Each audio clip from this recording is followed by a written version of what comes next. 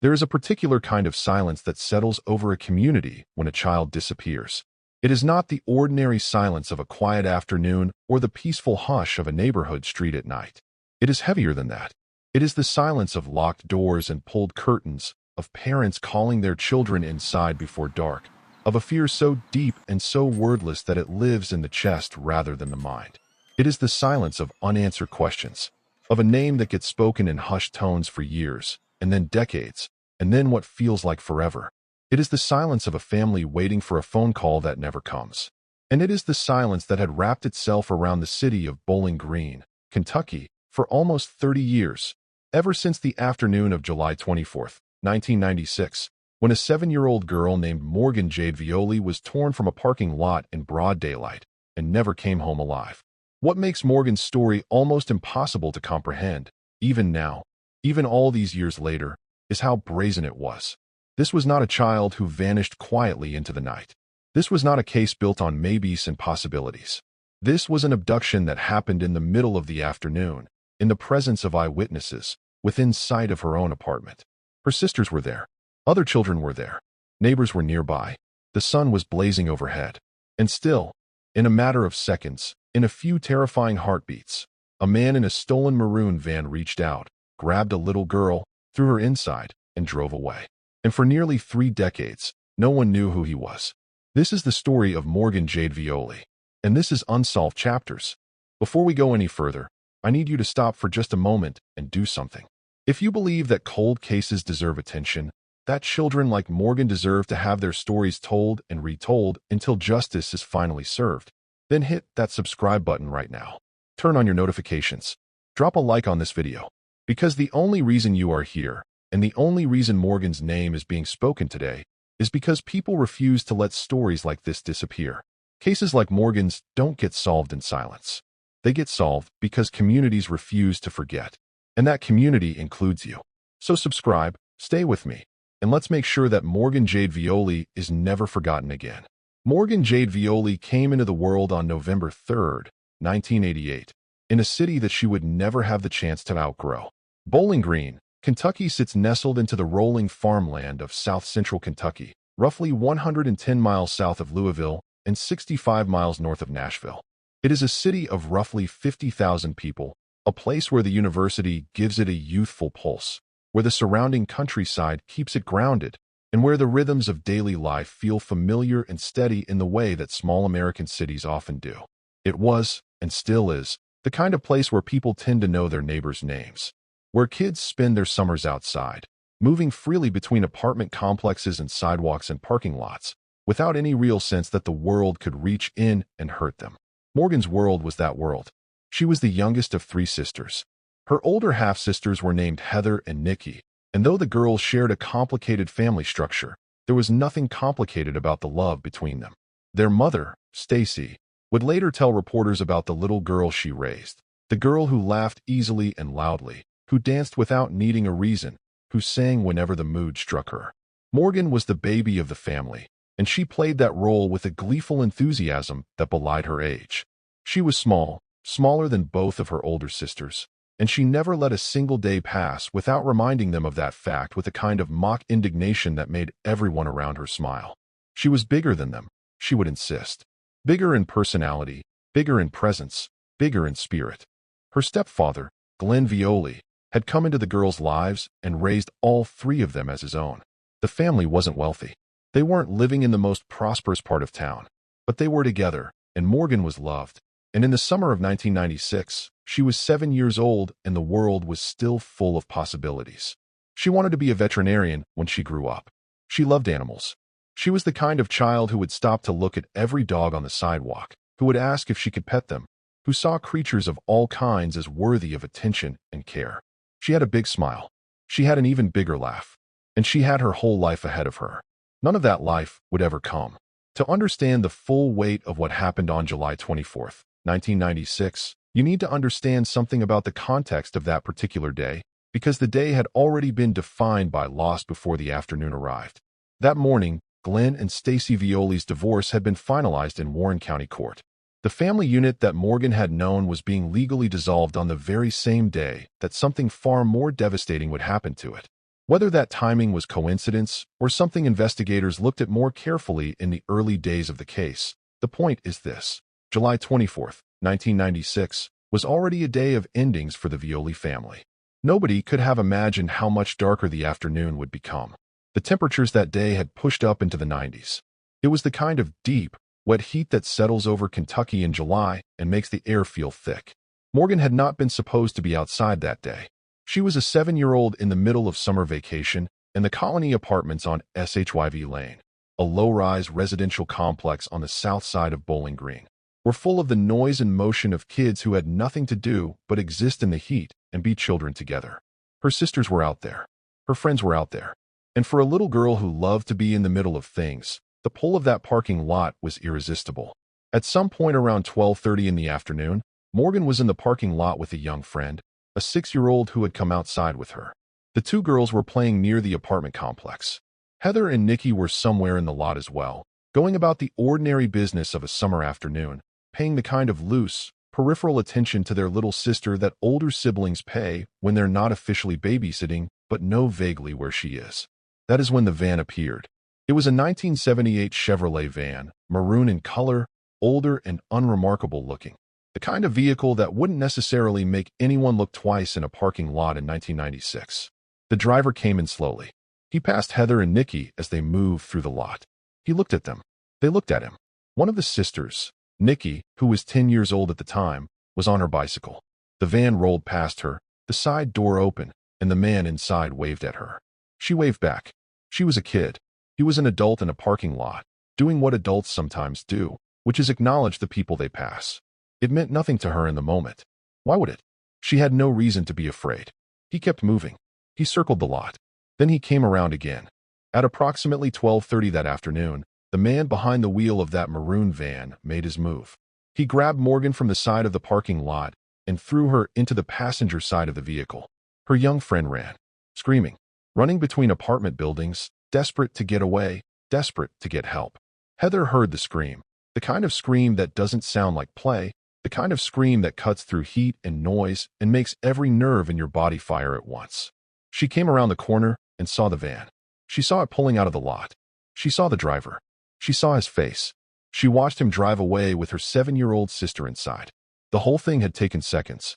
Heather Coleman, Morgan's oldest sister, has spoken about that moment in the years since. She has described thinking at first that the children were playing, that the screaming was the ordinary chaos of kids in summer.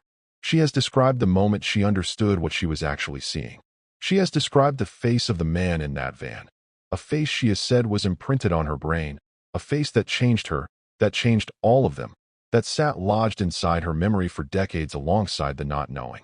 She has talked about the fear of wondering whether that man was still out there, whether he was walking around Bowling Green, whether she might have looked him in the eye in a grocery store or passed him on a street and never known. Because for 29.5 years, they didn't know. The case went cold.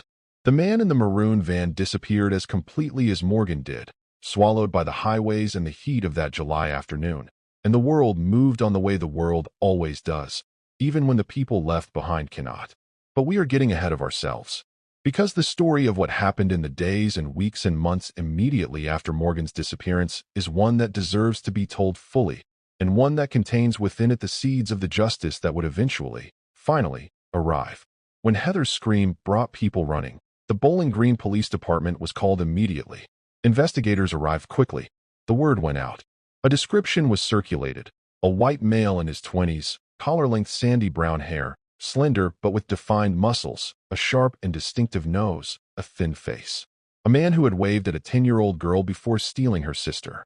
Nikki, who had been close enough to see inside the van when the side door was open as the driver passed her on her bicycle, was able to give investigators a detailed description of the interior of the vehicle.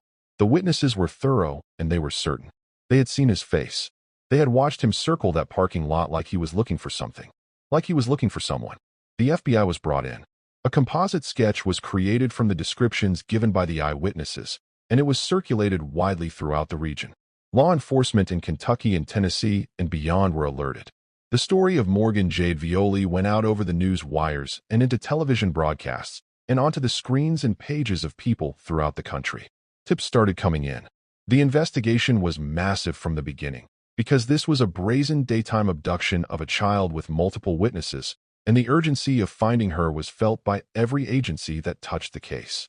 2 days after Morgan was taken, on July 26, 1996, investigators got their first major break. The maroon van was found. It had been abandoned at a truck stop, the Union 76 truck stop in Franklin, Tennessee, just south of Nashville, near Interstate 65. The discovery was significant, and investigators moved quickly to process the scene. Forensic teams went through that van with the thoroughness that a case of this magnitude demanded. Inside, they found a single strand of hair. They also found fiber evidence, a fiber that, upon testing, was determined to be consistent with the seat cushion material from inside the van. That fiber was found in Morgan's hair after her body was recovered, connecting her directly to the interior of that vehicle. But the strand of hair found inside the van itself, the strand that did not belong to Morgan, that was something else entirely. That was the key. Except that in 1996, the science needed to extract a full DNA profile from a single strand of hair did not yet exist in a reliable, deployable form. The forensic technology of the era could tell investigators what the hair was not. It could not yet tell them definitively who had left it behind. The hair was collected. It was cataloged. It was placed into the state evidence lab, and it waited there for decades. On October 20th, 1996, roughly 3 months after Morgan was taken from that parking lot, her body was found. A white, full-sized, older model van had been seen parked near an old barn on North Swift Road at Webster Road in Robertson County, Tennessee, on July 25th, the day after the abduction. That vehicle sat in that location for approximately 4 hours before disappearing. The location was roughly 100 feet from where Morgan's remains would eventually be discovered. Her body was found in the woods near that barn in White House, Tennessee, just across the state line from Kentucky. She was 7 years old. She had fought. She had screamed. She had resisted. The United States attorney who would later prosecute the case would stand before cameras nearly 30 years later and say those words. Morgan was a fighter, with the weight of every one of those years behind them. The discovery of Morgan's body answered one terrible question while leaving every other question wide open. She was gone. That was confirmed.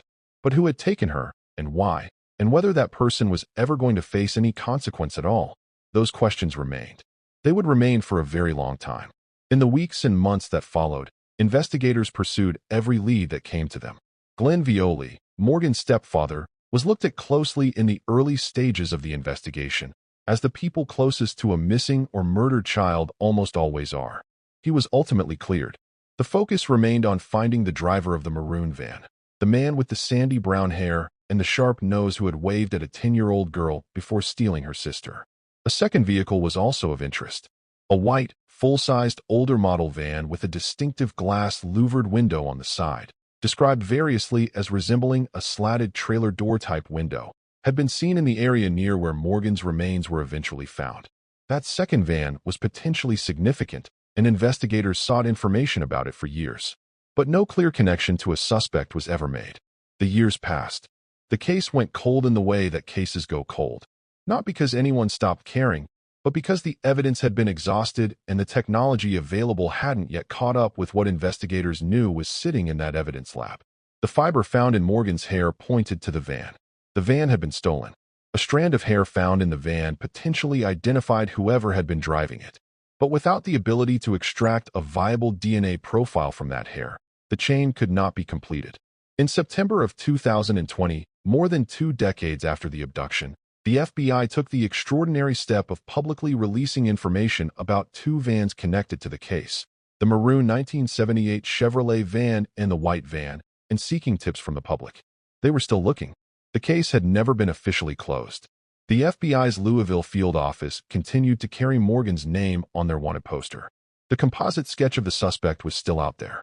Investigators were still receiving tips and still following up on them. The community had not forgotten, and neither had the people who had dedicated their careers to solving what had happened to that little girl. Nikki Duff, Morgan's older sister, gave an interview to a Nashville news station around the 18th anniversary of the abduction. She talked about the man she had seen that day, the man who had waved at her from the van, whose face she had described to police, whose image she had carried with her ever since. She said that over the years the details had blurred in the way that memories sometimes blur.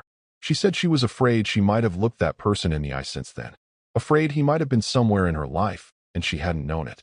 The not knowing, she said, was its own particular kind of torment. Her sister Heather described the anger she carried, the face of a man imprinted on her brain. The way that face had changed her, changed all of them, changed what it felt like to exist in the world. The Violi family never gave up. Law enforcement never gave up. And eventually, science caught up. If you are still watching at this point, drop a comment below with the words, "I'm still here." Because what is coming next is the part of this story that nobody could have predicted, and I want to know who is truly following this alongside me. Leave those words in the comments right now, and let's keep going together. The breakthrough, when it finally came quietly at first. It came from a laboratory and a database and a strand of hair that had been sitting in evidence storage for nearly 3 decades, waiting for the world to develop the tools to read it.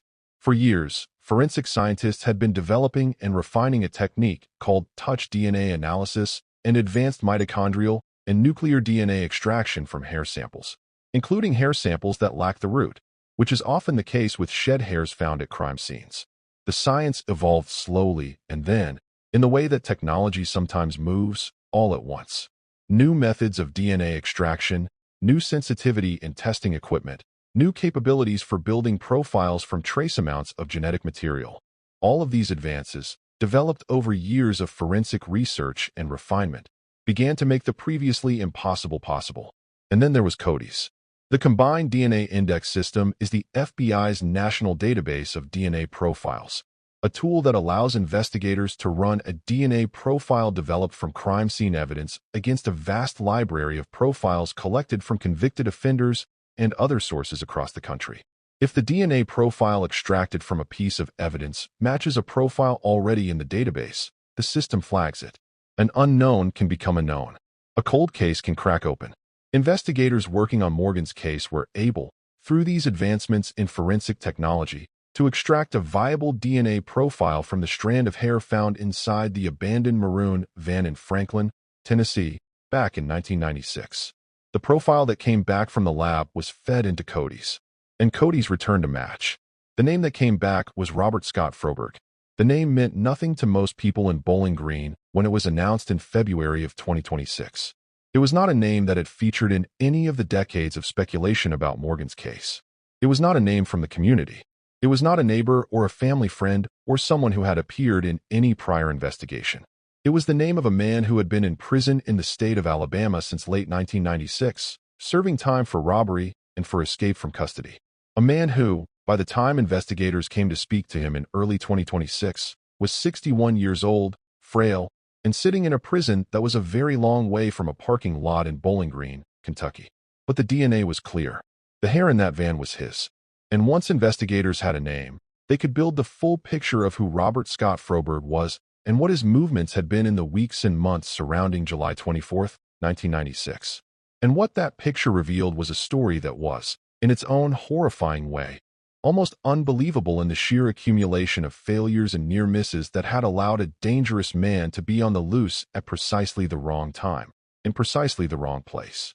Robert Scott Froberg's criminal history stretched back to December of 1988, the very same month, incidentally, that Morgan Jade Violi was born. In that month, Froberg committed an armed robbery in Montgomery, Alabama. He was arrested, charged, and eventually sentenced to a lengthy term of imprisonment in the Alabama prison system. For years, he served that sentence. And then, in April of 1996, he escaped. The specifics of how a prisoner manages to escape from a state corrections facility involve institutional failures that are beyond the scope of this story, but the short version is this. Froberg received help from the inside.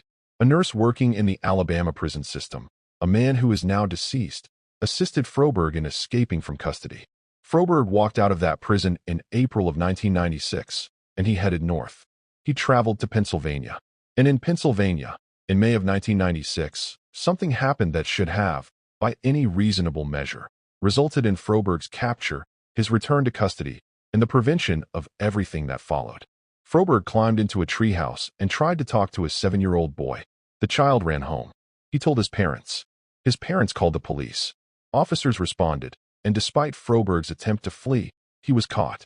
He was arrested. He was brought to the Northumberland County Jail in Pennsylvania to await whatever came next. A 7-year-old boy who ran home to his parents. That child's instinct, that child's speed, that child's decision to tell an adult. Those things kept Froberg in custody for a brief time. But not long enough. On July 16, 1996, Robert Scott Froberg escaped from the Northumberland County Jail. He was out again, free again, on the run again, with no one knowing where he was or where he was going. 7 days later, on July 23, 1996, a maroon 1978 Chevrolet van was reported stolen in Dayton, Ohio. The location where that van was stolen was less than half a mile from the home of Froberg's parents. Whether he went there first, whether he communicated with his family, whether he was using the neighborhood as cover or simply knew the area, those are questions the court will presumably grapple with. What is not a question is the proximity. The van was stolen from less than half a mile from his parents' residence. And the following day, that van was driven into a parking lot in Bowling Green, Kentucky. According to the federal criminal complaint filed against Froberg in February of 2026, Froberg told investigators that on July 24, 1996, he was traveling south on Interstate 65, heading toward Huntsville, Alabama, where he planned to hide with the male nurse he had met in the Alabama prison system, the same man who had helped him escape in the first place. He pulled off the interstate in Bowling Green. He said he was looking for drugs. He turned into the Colony Apartments. And there, in the parking lot, he saw Morgan Jade Violi. He grabbed her. He threw her into the back of the van. And he drove south. United States Attorney Kyle Bumgarner, speaking at a press conference in Bowling Green on February 27, 2026, chose his words carefully and yet without softening. He said this. All the while, Morgan fought. She screamed. She resisted. Morgan was a fighter. And then he said what Froberg had admitted to investigators during their interview. Froberg drove Morgan into Tennessee, and in that van, he strangled her. He left her body in the woods near a barn in White House, Tennessee. He disposed of her clothing. And then he continued south to Huntsville, stayed with his acquaintance for approximately a week, and then made his way back north to Pennsylvania, where he was arrested again on August 21, 1996, less than a month after he had murdered a 7-year-old child in the back of a stolen van. He has been in custody ever since. He went back into the Alabama corrections system. He served his time for the prior robbery and escape convictions. And while he was inside, the years stacked up, and the case of Morgan Jade Violi quietly aged alongside him, waiting. When investigators traveled to Alabama in February of 2026 to interview Froberg, they brought the DNA evidence with them. The match was irrefutable. Froberg waived his Miranda rights. He confessed. He gave them the details they had been waiting nearly 30 years to hear. He admitted to the escapes. He admitted to the encounter with the boy in Pennsylvania. He admitted to pulling off the highway in Bowling Green. He admitted to taking Morgan. He admitted to causing her death and leaving her body in those Tennessee woods. And then, once the lawyers got involved, he changed his story. On February 26, 2026, a federal criminal complaint was filed in the United States District Court for the Western District of Kentucky, charging Robert Scott Froberg with kidnapping resulting in death under Federal Statute 18 United States Code Section 1201. The charge carries a statutory penalty of life imprisonment and, because the victim died, potentially the death penalty. Arrest warrants were issued. Prosecutors at the U.S. Attorney's Office for the Western District of Kentucky, led by U.S. Attorney Kyle Bumgarner and First Assistant U.S. Attorney Brian Butler, prepared to bring the case to federal court. On April 12, 2026, Froberg was transferred from Alabama and booked into the Grayson County Detention Center in Kentucky. On April 21, 2026, 30 years, 8 months, and 28 days after Morgan Jade Violi was snatched from that parking lot, Robert Scott Froberg was brought into United States District Court in Bowling Green for his initial appearance and arraignment. He arrived in a wheelchair, frail in the way that men who have spent decades in prison sometimes become frail. He answered the judge's questions in a faint voice, confirming that he understood his rights and wished to be represented by an attorney. Morgan's family was in that courtroom. They had dressed in purple, Morgan's color, and purple ribbons with the letter M. Other family members and friends wore white t-shirts bearing a black and white illustration of Morgan's face. No cameras were permitted inside the courtroom. They sat in that room and looked at the man who, according to all available evidence and his own admitted confession, had stolen their little sister, their daughter, more than 29 years earlier. Federal public defenders Patrick Bolden and Aaron Dyke were appointed to represent Froberg, and on behalf of their client, they entered a plea of not guilty. The man who had confessed to murdering a 7-year-old child was now, in the eyes of the law, not guilty until a jury says otherwise. That is how the system works. That is how it is supposed to work. And the next scheduled court appearance in the case of the United States versus Robert Scott Froberg is set for May 12, 2026. The family, who had spent nearly 3 decades living in the shadow of not knowing, now knows. They know what happened to Morgan. They know who did it. They know that the man responsible has been in prison for almost 30 years for other crimes, that he has been a captive of the system that failed to hold him in 1996, that the DNA sitting in that evidence lab was waiting patiently all along for science to catch up with it. Morgan's mother told the U.S. attorney before the press conference in February that her daughter was more than the worst thing that happened to her. Kyle Baumgartner repeated those words at that press conference, and they are worth repeating here because they are the truest thing that can be said about Morgan Jade Violi. She was more than the worst thing that happened to her. She was a daughter. She was a little sister. She had the biggest smile. She loved to laugh. She loved to dance. She loved to sing. She loved reminding her older sisters that she was bigger than all of them. She wanted to be a veterinarian when she grew up. She was 7 years old. Let's stay with that for a moment, because in the velocity of updates and developments in legal proceedings, it is easy to lose sight of who this story is actually about. It is about a little girl in a parking lot on a hot July afternoon. A little girl whose sisters were nearby, whose friend ran screaming between buildings to get help, whose oldest sister came around the corner and watched a van pull away with her inside. It is about what that family carried for 29.5 years, the grief that became grief and fear combined, because they didn't know if the man who had done this was still out there, still driving through neighborhoods, still waving at children from slow-moving vans. Nikki Duff told a reporter in an earlier interview that she was afraid she might have looked the killer in the eye since 1996 without knowing it. She said she was afraid he might have been part of her life somehow. That fear is one of the more devastating things imaginable. The idea that evil might have been disguised as the ordinary, that the face from the parking lot might have appeared at a gas station counter or in a school pickup line or across a church aisle, unrecognized, unaccountable, free. For Nikki, for Heather, for their mother, every interaction with a stranger over 3 decades carried that faint, terrible weight. They don't have to carry it the same way anymore. They know who he is. And while knowing does not undo any of it, while no conviction can give them back the sister and daughter they lost, there is something profound and important about the moment when a name finally gets attached to a face, when the stranger in the van becomes a defendant in a courtroom, when the unknown is made known. Now let's talk about the mechanics of how this case was actually cracked, because it is a story that has significant implications not just for Morgan's family, but for cold cases across the country. The crucial forensic development in this case was the ability to extract a nuclear DNA profile from a single strand of hair found inside that abandoned maroon van in Franklin, Tennessee, in 1996. For years, forensic scientists working with hair evidence faced a fundamental limitation. Hair without an attached root, what are called shed hairs, does not contain the cellular material needed for standard nuclear DNA analysis. The roots of hairs contain nucleated cells, and those cells contain the nuclear DNA that standard profiling methods work from. Shed hairs, which lose their roots when they fall naturally from a person's head, contain only mitochondrial DNA, which is inherited maternally and shared among maternal relatives, making it less precise as an identification tool. For decades, this meant that shed hairs found at crime scenes could narrow down a suspect's maternal lineage but could not definitively identify an individual the way that nuclear DNA could. It was a significant limitation that left countless cases in limbo, evidence sitting in labs, pointing in a direction but unable to point at a specific person.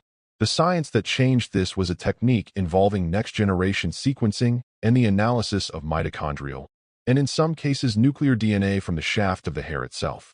New laboratory methods developed over the 2010s and early 2020s made it possible to extract more genetic information from a hair shaft than had previously been thought possible. Additionally, advances in probabilistic genotyping, computational methods for interpreting complex or partial DNA mixtures, made it possible to build more complete profiles from smaller and more degraded samples. In Morgan's case, investigators were able to extract a profile from that hair that was sufficient to run against the Cody's database. And Cody's matched it to Robert Scott Froberg, whose DNA was in the system as a result of his prior convictions. The fiber evidence played a supporting role as well. The fiber found in Morgan's hair after her body was recovered was tested and found to be consistent with the seat cushion material from inside the stolen maroon van. This connected Morgan to the van physically, independent of any DNA evidence. Combined with the DNA match tying Froberg to the same van, the chain of evidence was complete. When investigators from the Bowling Green Police Department and the FBI traveled to Alabama to interview Froberg, they were not fishing. They had the DNA. They had the fiber connection. They had Froberg's criminal history and his documented escape from custody and his presence in the region at precisely the relevant time. They had a case built on nearly 30 years of painstaking investigative work and a critical advance in forensic technology. When they sat down across from a 61-year-old man in a prison in Alabama and laid out what they knew, he confessed. And now, having pled not guilty at his arraignment, he will face a federal jury.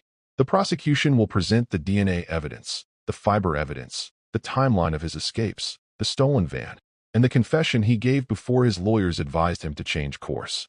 The death penalty is on the table, given that the victim died during the commission of a kidnapping. And a community that has waited 30 years for this moment is watching. Kyle Bumgarner, who grew up in Bowling Green and who has described this case as the most significant announcement made by the U.S. Attorney's Office for the Western District of Kentucky in at least a decade, stood at that podium in February and said something that deserves to be quoted as closely as possible.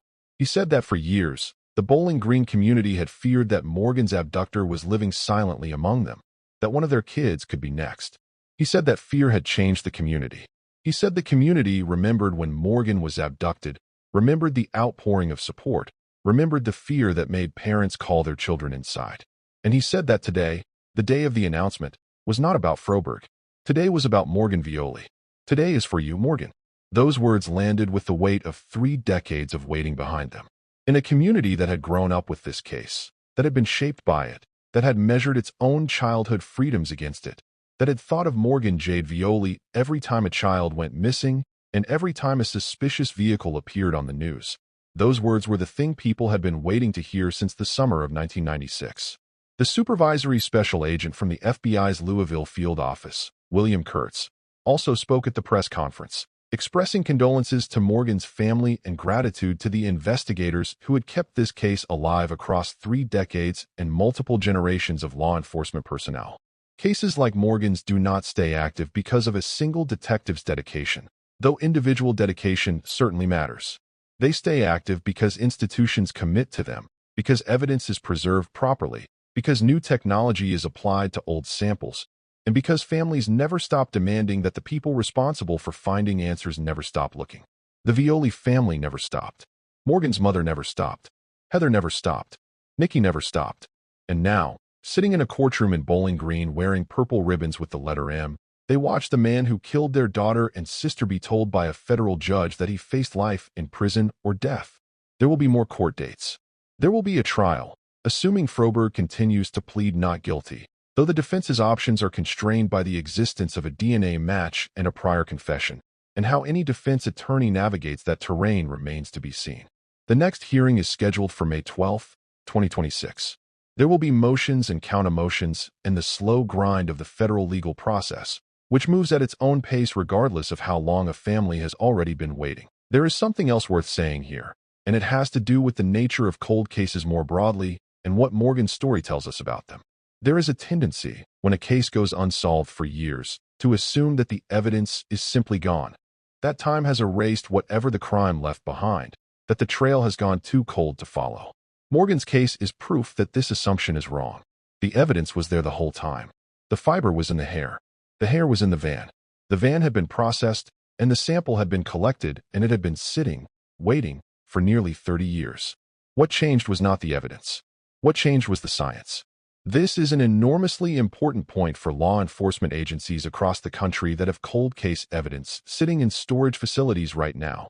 Evidence that was collected in the 80s or 90s or early 2000s and tested against the capabilities of its era and found to be inconclusive.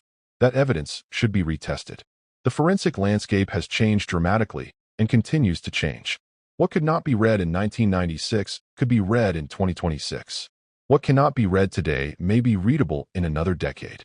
Cold cases are not dead. They are waiting for the science to catch up.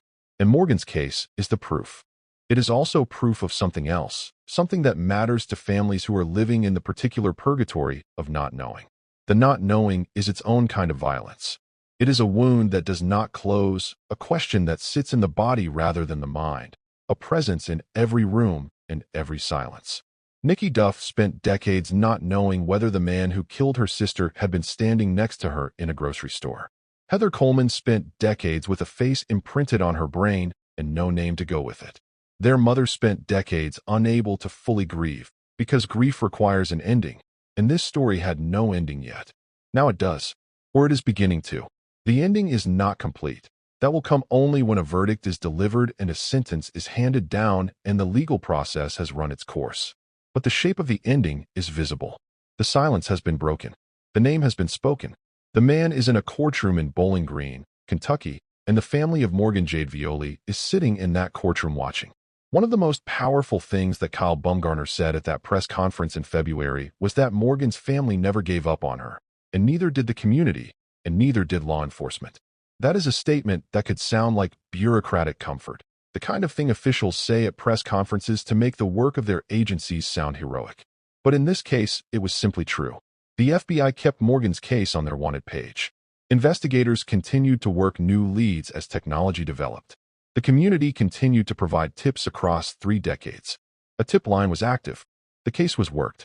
And when the science finally made the DNA match possible, there were investigators who were still on the case, still committed, still willing to get on a plane and fly to Alabama and sit across from a 61-year-old man and ask him to account for what he had done to a 7-year-old girl in the summer of 1996. Justice moves slowly. Sometimes it moves so slowly that it seems not to be moving at all. But it moved for Morgan Jade Violi. After 29.5 years, it moved. The case of Robert Scott Froberg versus the United States of America is now proceeding through the federal courts. The charge is kidnapping resulting in death. The potential penalty is life in prison or death. The defendant has entered a not guilty plea. The next court date is May 12, 2026. The prosecution is led by U.S. Attorney Kyle Baumgartner and First Assistant U.S. Attorney Brian Butler. The evidence includes a DNA profile extracted from a hair found in a stolen van abandoned in Tennessee nearly 30 years ago, fiber evidence connecting Morgan to that same van, a detailed timeline of the defendant's documented criminal history and escape from custody, and a confession that the defendant gave to law enforcement before his attorneys advised him to reverse course. The family of Morgan Jade Violi is watching. The city of Bowling Green is watching. And after nearly 30 years of waiting, the answer to the question that has haunted a community since the summer of 1996 is finally within reach. Morgan Jade Violi was born November 3, 1988. She was taken from a parking lot on July 24, 1996. She was 7 years old. She loved to laugh. She loved to dance. She loved to sing. She reminded her older sisters that she was bigger than them. She wanted to be a veterinarian when she grew up. She had the biggest smile. She was more than the worst thing that happened to her. Today, and every day, is for Morgan. If you made it all the way to the end of this story, then you already know that you are exactly the kind of person this channel was built for. You sat with Morgan's story. You gave her the time and the attention she deserves. And now I need you to do one last thing. Share this video. Send it to someone. Post it somewhere. Because awareness is the engine of accountability. And the more people who know Morgan's name, the more people who understand what her family endured and what they are still enduring as this case moves through the courts, the more pressure there is on the institutions that carry the responsibility of delivering justice. Subscribe to this channel and ring the notification bell, because we have more chapters coming, more stories of families who are waiting, more cases that deserve the kind of attention that might just make a difference. Cold cases do not stay cold when enough people are paying attention. They crack. They open. They yield answers that were always there, waiting for the right moment and the right tools, and enough voices refusing to stay quiet. Morgan Jade Violi had a big smile and an even bigger laugh, and she was going to be a veterinarian. She was a fighter, right to the very end. And the least we can do, the absolute minimum we owe her, is to keep telling her story until every last question is answered and every form of justice has been delivered. This chapter is not closed, but for the first time in nearly 30 years, it is getting closer.